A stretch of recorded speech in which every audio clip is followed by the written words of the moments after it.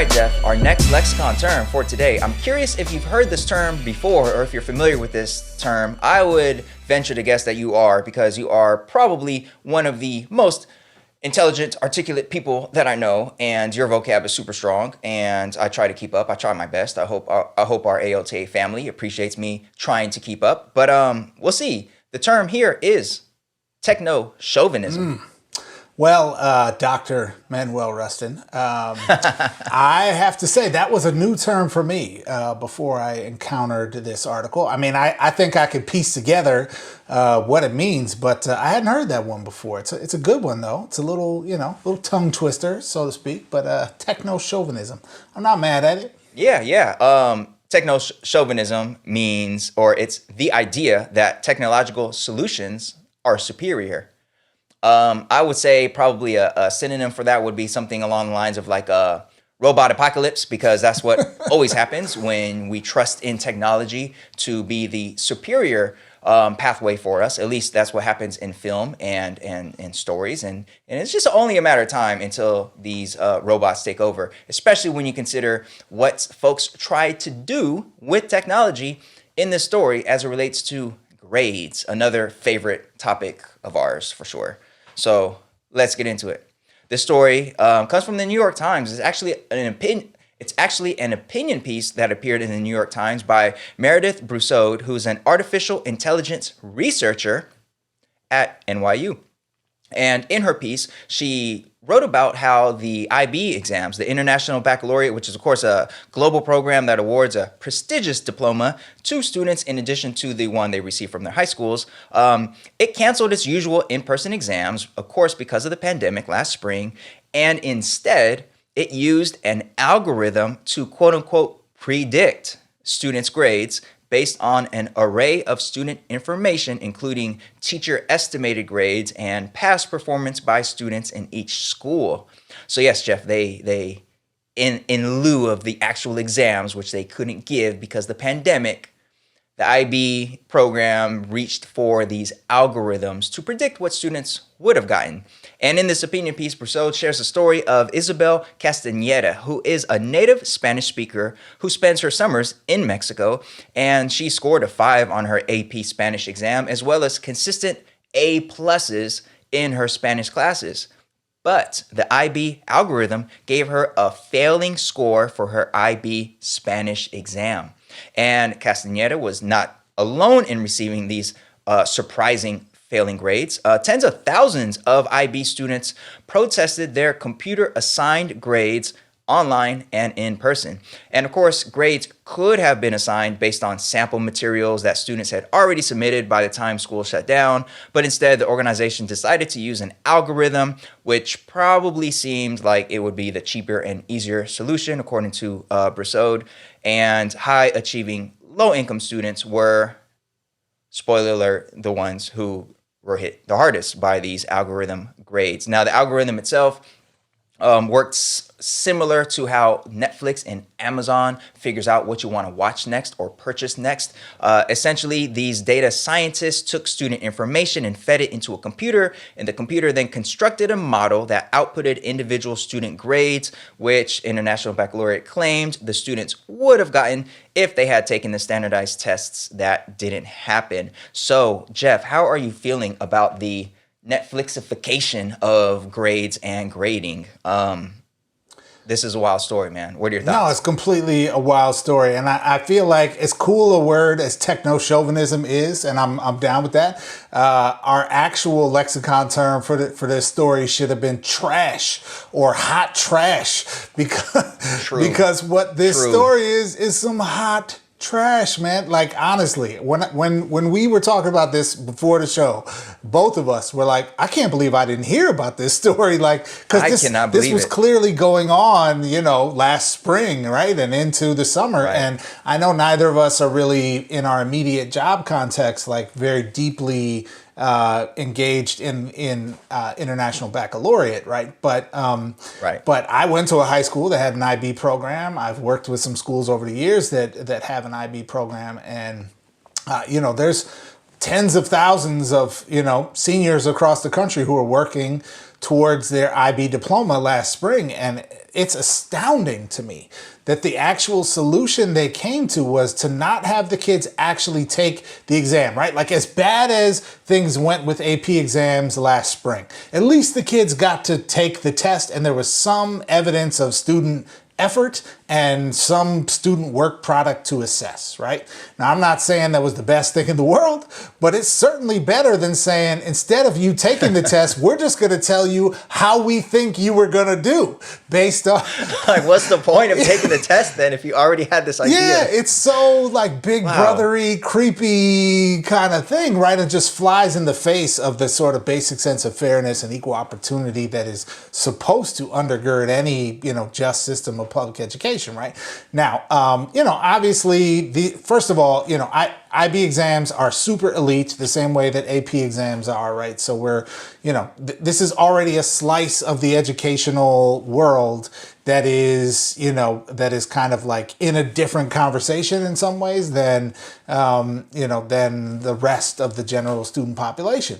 But that said, it just strikes me as so horribly unfair to the students, right? It strikes me as like, so what does this really mean? Like, I'm assuming their motivation was, we still want to offer the IB diploma, which of course requires students completing a certain set of IB courses and earning certain grades, but also earning a certain set of passing scores on IB exams in order to earn. And so they're like, well, we don't want to rob students of the diploma. So what we're going to do is have the computer tell us how the kid would have done. Like, it's just, imagine the NBA is playing the playoffs right now. Imagine if what we said was, let's just have an algorithm tell us, based on points per game and minutes played and this and that, who was going to win. And we'll just tell you at the end who won the championship, Apply this to any other context in life, Manuel, and people would look at it like it's utterly insane. And that's what this is, dude. Like, it's just such a crazy story to me, man. Like, I honestly can't believe they did it. And this is an international program, right? With hundreds of thousands of kids across the globe participating. So this is wild, man. I was completely shocked by this story.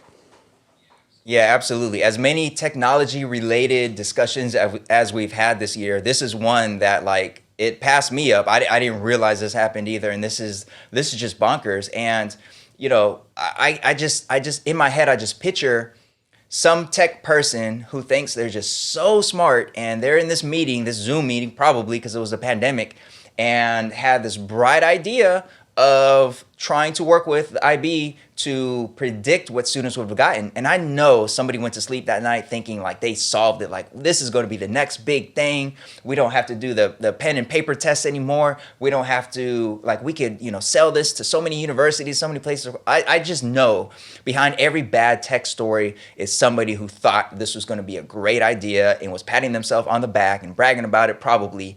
And this is just terrible. Now, the student that was profiled in this story, it seems that the reason why she got a failing grade for Spanish, despite A pluses in her Spanish class, despite her being a native Spanish speaker, despite her spending her summers in Mexico with family, was the fact that one of the factors that the algorithm would consider is the school and students' past performance at that school. Not the student in question, but students generally from that school over time. And her being at a school that is a marginalized, under-resourced school, she describes in the story saying that several of her peers also got marked down severely in ways that they shouldn't have. And it just seems that just being at that school automatically meant the algorithm is going ahead and just assuming, like all these other black and brown kids previous to you, you're probably not so hot at tests, and we're going to go ahead and just assume that your score is going to come out low, which is complete trash. It definitely begs the question why, if that's the mindset, then why even bother like having any assessments at all if you're just going to go ahead and just assume what a student's going to get? It's like the worst element of teaching. This just assumption that your kids are automatically going to fail. Just the worst. Yeah. And the writer of this piece, Professor Brousseau, she mentions in the article, she says, quote, "The pandemic makes it tempting to imagine that social institutions like school can be replaced by technological solutions." they can't. And I think that's just the perfect encapsulation of the discussions we've been having this year. Technology will not save us. No matter how cool your tech is, no matter what apps your school has purchased, no matter any of that, you simply cannot replace the social interactions of a school and that communal feeling of teaching and learning. You just cannot replace it with technology. And this is probably the first of many, well, it's not even the first, but of this kind, probably first of many stories of someone reaching for technology to try to solve a problem during the pandemic, and that technology failing miserably, and failing students in this case. This is not a Netflix recommendation that's low stakes, that it's like, okay, if I don't end up liking that show, I don't end up liking the show. This is like people's future that we're playing with here, and not we, the IB. I definitely take no ownership over this craziness. Yeah. Just none wild. at all. This is super racist, man. It's like taking racism and putting it into, and classism, and putting it into an algorithm, and then having it produce racist and classist outcomes, man. I mean, it's like next level messed up. And I'm so, honestly, in this world where it's hard to be shocked by anybody doing something racist or classist, this one shocked me, man. Like, how did that get through the policy channels to be like, I know this is what we're gonna do? Like, I don't know, man. Yeah. Mind blowing. Just trash. And just quick side note, my district moved to Canvas as our learning management system this year, and I'm still learning it. Everyone's still learning it. It's a lot to it, but the speed grader aspect of it is the one part that I just want to just really shout out to technology, because that is super dope. And Jeff, I don't know if you're familiar, because I don't think LAUSD uses Canvas, but when students submit work through Canvas, I could just fly through the work really quickly and give feedback either based on a rubric that I create or whatever. But one of the features that I love is it lets you just record audio feedback or video feedback to students for their work. And man, I am flying through feedback because I'm a slow typer. I never learned how to type correctly. And I know typer is not the word, but you know what I mean.